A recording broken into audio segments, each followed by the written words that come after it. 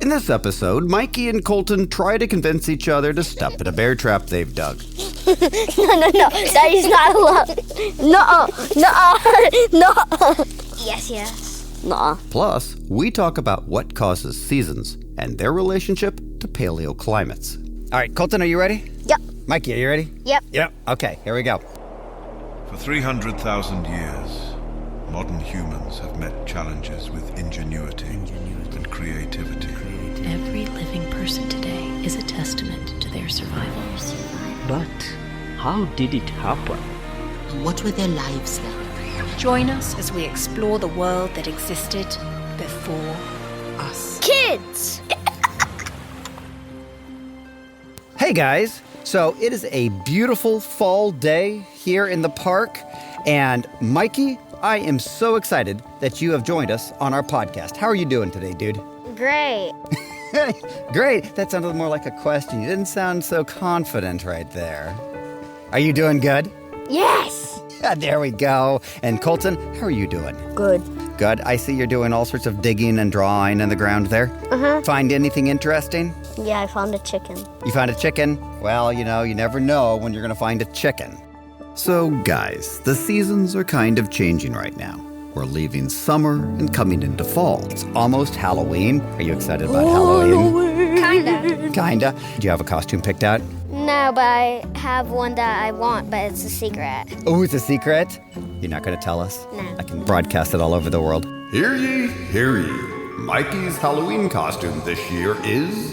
Nice. Oh, all right. Well, we're going to have to wait a few more weeks to see what your costume's going to be. I bet it's going to be an awesome Halloween costume, too.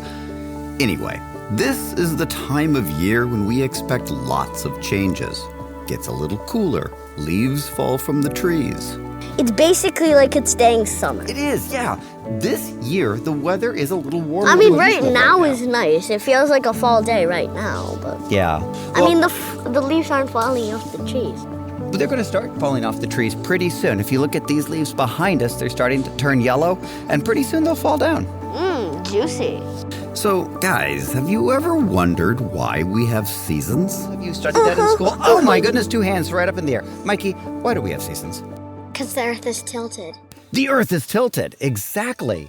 So the earth is shaped kind of like a gigantic lumpy potato, and it bulges out a little along the equator. How rude. But it's also tilted a little bit to the side, about 23 degrees. First you call me bulgy, and now you call me a little tilty. Honestly, do you have any manners? So this big, bulgy, lumpy potato that's leaning on its side is flying through space around the sun. You monster! I am a big, beautiful jewel dancing gracefully through the cosmos. And because Earth is leaning, it also means that the parts which lean toward the sun get more solar radiation. And solar radiation is heat. So we experience periods of more solar radiation as summertime, while the parts that lean away from the sun get less solar radiation. And they're cooler, and they are experienced as wintertime. Oh, so I'm a tilty, bulgy pile of space rock that is also perpetually half-baked? And that pretty much sums up why we have seasons. Wait, so in the middle there's autumn and spring. Absolutely. The times when the tilt really isn't leaning towards or away from the sun are when we experience autumn and spring. Now, do you guys know why the Earth is tilted in the first place? It's a really cool story that begins 4.5 billion years ago when, can you guess what happened? A Mars-sized object hit Earth. How did you know that? I looked it up. Oh my goodness, yes. About 4.5 billion years ago, when Earth was just a baby. Goo goo gaga whang. A chunk of space rock the size of Mars slammed into it. Owie. Astronomers actually think that that chunk of rock was an ancient planet, and they have called it Theia. Wait, so a planet invented rocket science and then blasted the planet all the way to Earth? Not quite. Okay, so imagine Earth.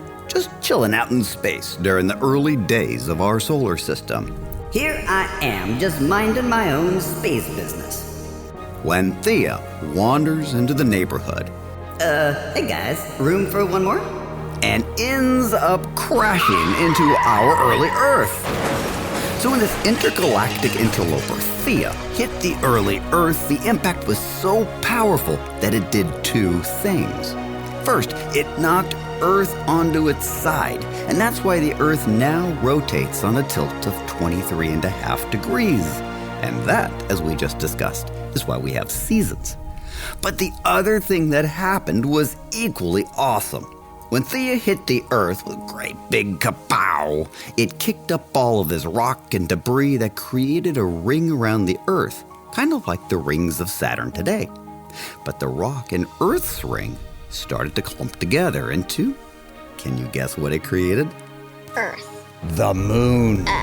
It turned into our moon.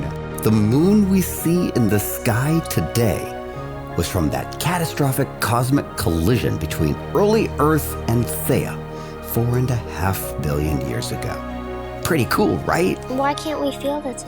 Why can't we feel the tilt? Well, it's because of gravity and the size of the Earth itself. The Earth feels flat. From our teeny tiny perspective as humans on the surface of the Earth, it does feel flat. But that's because gravity pulls us inward onto the Earth's surface, and that surface of the Earth is so big that it's really hard for people to see the curve of the Earth, except if you go up super high. But back to your question, Mikey, we can feel the effect of the tilt in the seasons. When part of the Earth is tilted towards the sun, that part receives more solar radiation heat, which is experienced as summertime, while the part that faces away from the sun receives less solar radiation heat and experiences wintertime. And the really cool thing is that we can use these same concepts to explain much bigger patterns, like changes in Earth's climate over thousands of years, which we call paleoclimates. What's paleoclimates? Paleoclimates are changes in Earth's climate in the past, and scientists study these changes in a lot of different ways, including ice cores from the North and South Poles, coral reefs in the ocean, and even traces of ancient plants preserved in dirt. And scientists who have studied these paleoclimates have observed that there were big changes in Earth's climate in the past. Sometimes the Earth was like it is today. Sometimes it was warmer, and at other times it was colder. In fact, the cooler periods, which you may know as ice ages or glacial periods, are of particular interest to people studying human evolution. Do you know why? If we look way back in time, the earliest current evidence for the genus Homo, which is our branch of the evolutionary family tree, dates to about 2.8 million years ago. And from that time up until today, Earth's climate has mostly experienced periods of cooler, more unstable climates, with brief warmer periods in between. So the majority of what we think of as human evolution has actually occurred during periods of cooler climates. But there are still changes in Earth's climate over time, and it's kind of like the changes in the seasons, isn't it? Yeah. Yeah, it's kind of like going Like a from... really long season. Yeah, really the long seasons. And what's driving these changes is, in a way, similar to what drives the changes in the seasons. It's the Earth and the sun and all of these really cool things. So let's break this all down. First, the Earth is spinning around in space, and we experience this rotation as the change between day and night. But because Earth was clobbered by an ancient planet, thank you, Thea, Earth is spinning kind of sideways, which means that parts of the Earth receive more or less solar radiation heat. And while all of this is happening, the Earth is spinning around the sun, right?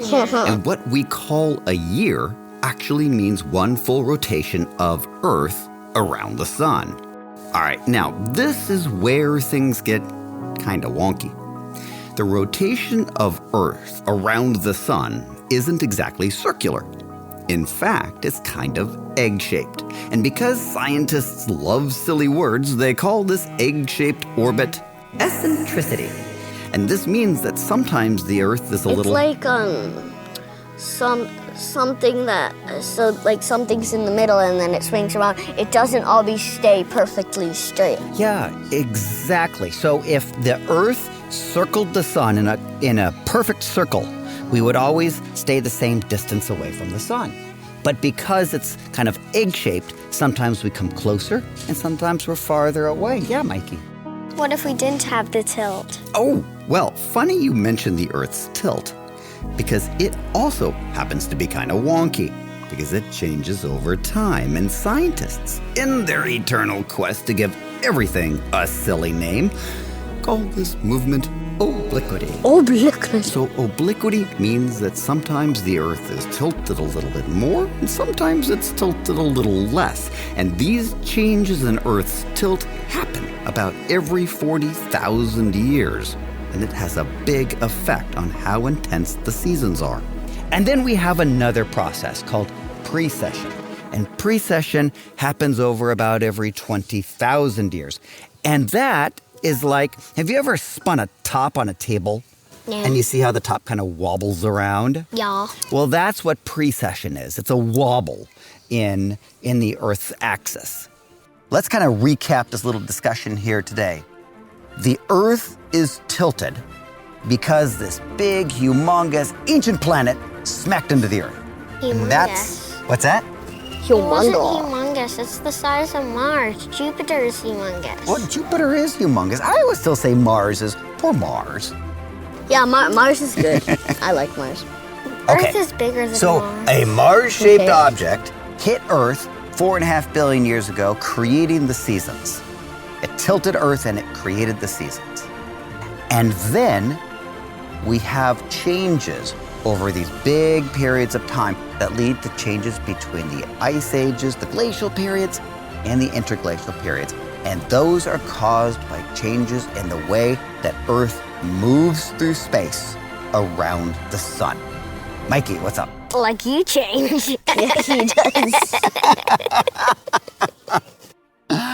He does change. As I rotate around the sun. Yeah. No, as you rotate around, You rotate around Colton. Yeah, you rotate around me. I'm the big boss of space. You are the big boss of space. You guys are super silly. Well, you do change from a kid to an adult. I did change from a kid to an adult. So you do change. Oh my goodness. You guys are ridiculous.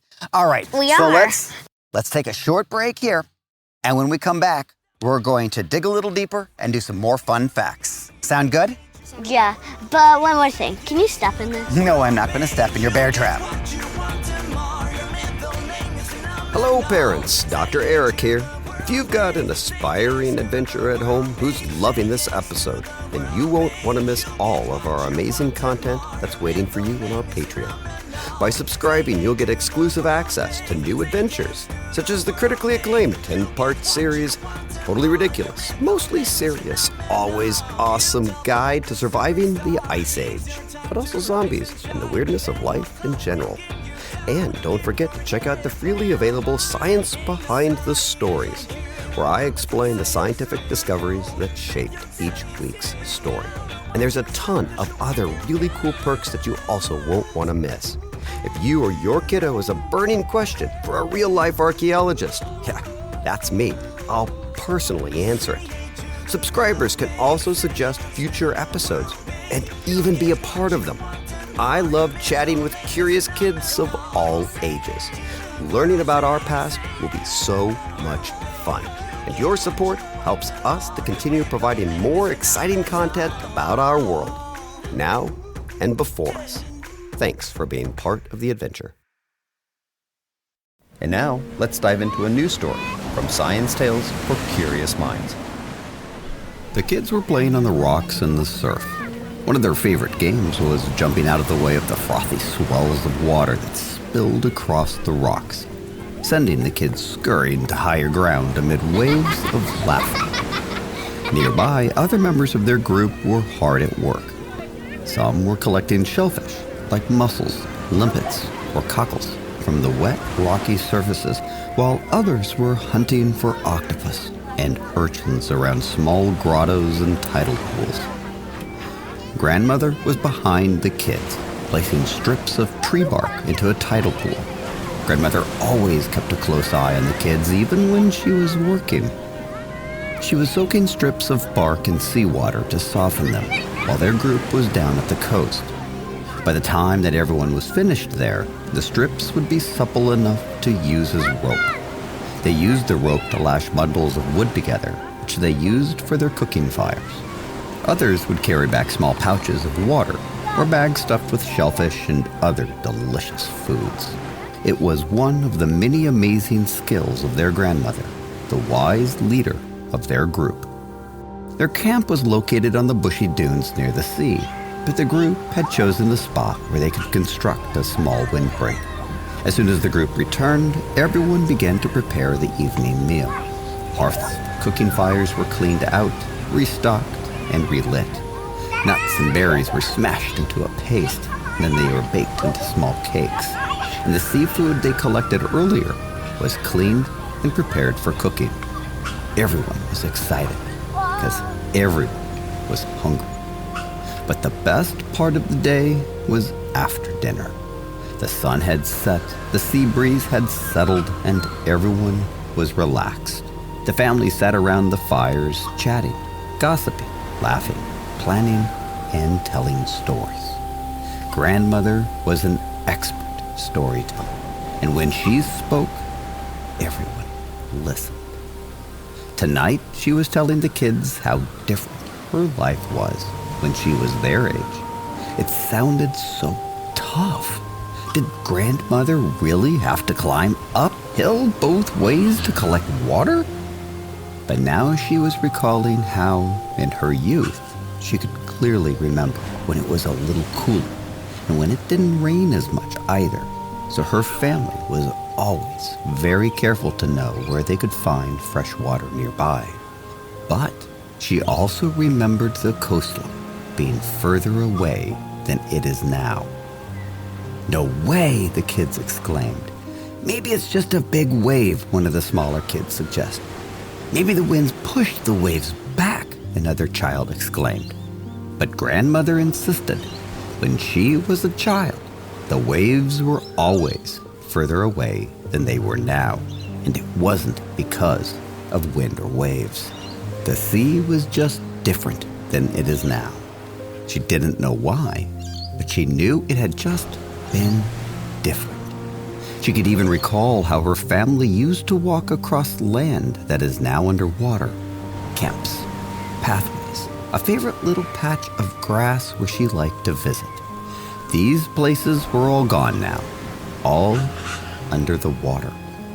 But that, she told the children who were all listening so intently, is just life.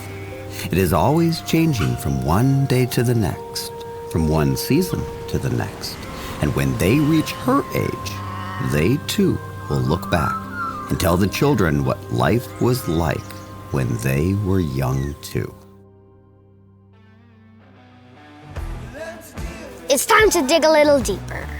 The evolution of humans occurred primarily during the Pleistocene, and the evolution of modern humans, like all living people, occurred primarily during the Ice Ages.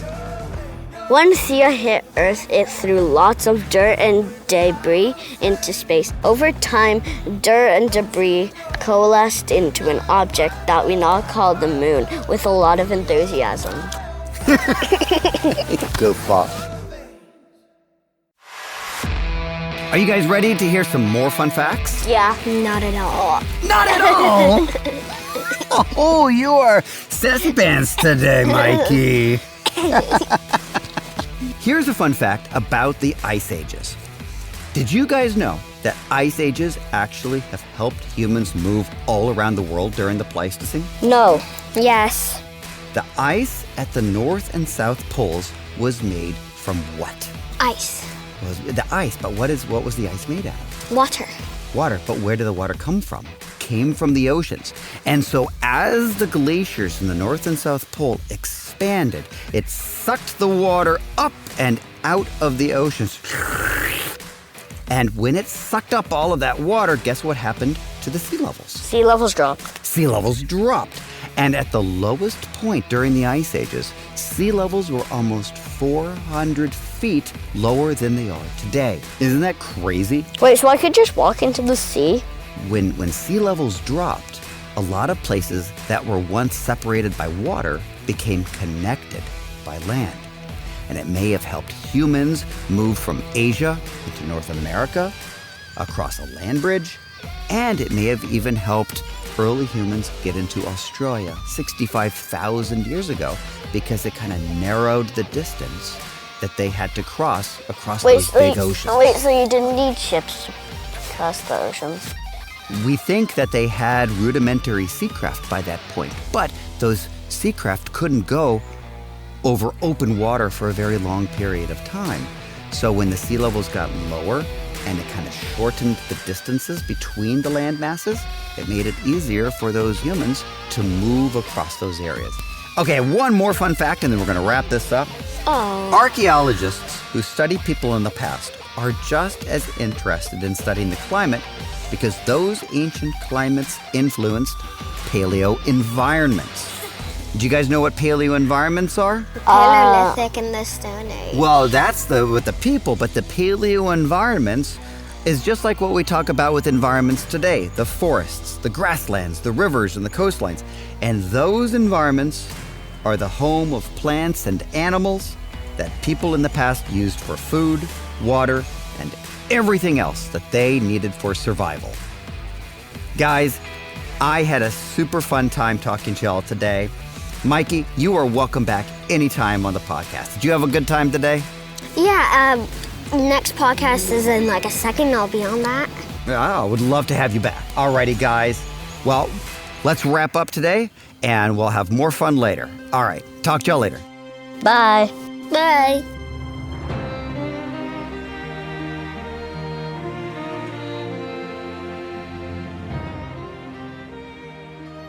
Before Us Kids is written, hosted, and produced by Eric Fisher. Audio design by Eric Fisher. And Ian Lawrence composed the theme song.